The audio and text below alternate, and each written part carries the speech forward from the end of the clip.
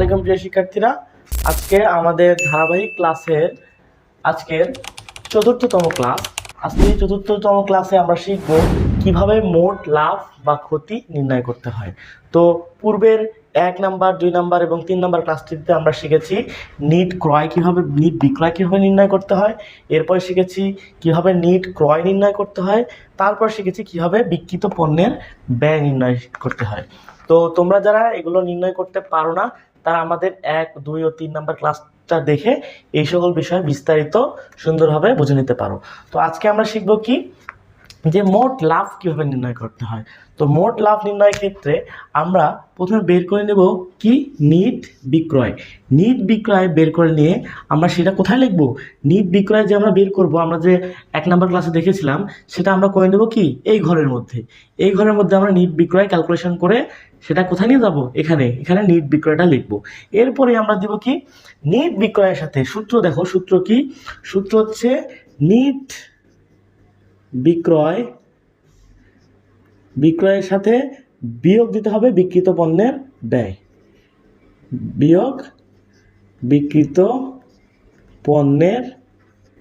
ব্যয়, ঠিক আছে। এটা বিয়োগ দিতে হবে, এটা হচ্ছে তোমার কি সূত্র।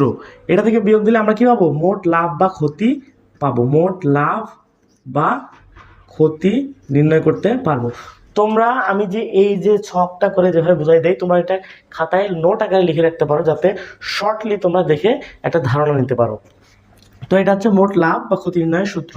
তাহলে দেখো আমরা নিট বিক্রয় বের করে নিয়েছি। এরপরে কি বাদ দেবো, নিট বিক্রয়ের সাথে বিক্রিত পণ্যের ব্যয় বাদ দেবো।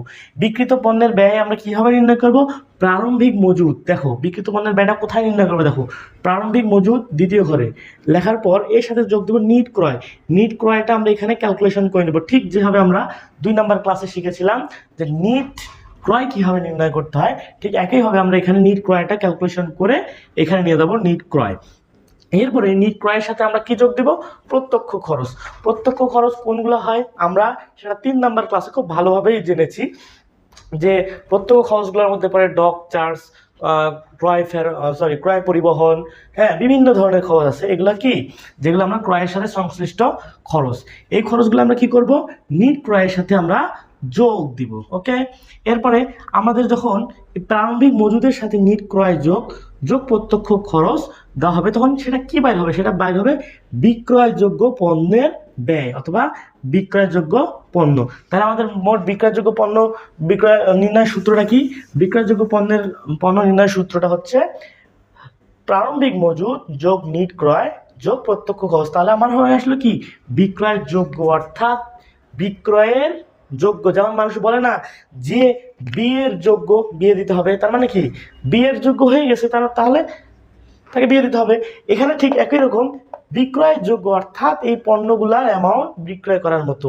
এখান থেকে আমরা যদি সমাপনী মজুদ বাদ দেই বিক্রয়যোগ্য পণ্যের থেকে, তাহলে আমরা চলে আসবে কি বিক্রিত পণ্যের ব্যয়। কারণ সমাপনী মজুদটা কি, সমাপনী মজুদ হচ্ছে ওই যে বছর শেষে তোমার কোন পণ্যটা, ধরো তোমার বিক্রয়যোগ্য, তোমার দোকানে 100টা পণ্য আছে, তাহলে এই যে 100টা পণ্য, তাহলে এটা কি তোমার বিক্রয়যোগ্য পণ্য না।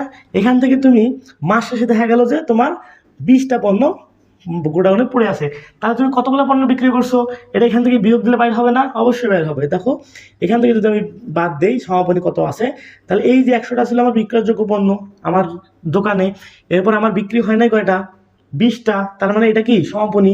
তাহলে আমার এটা থেকে এটা বাদ দিলে বাইর হবে কি বিক্রিত, অর্থাৎ বিক্রয় করছি, বিক্রিত কত 80টা বাইর হবে।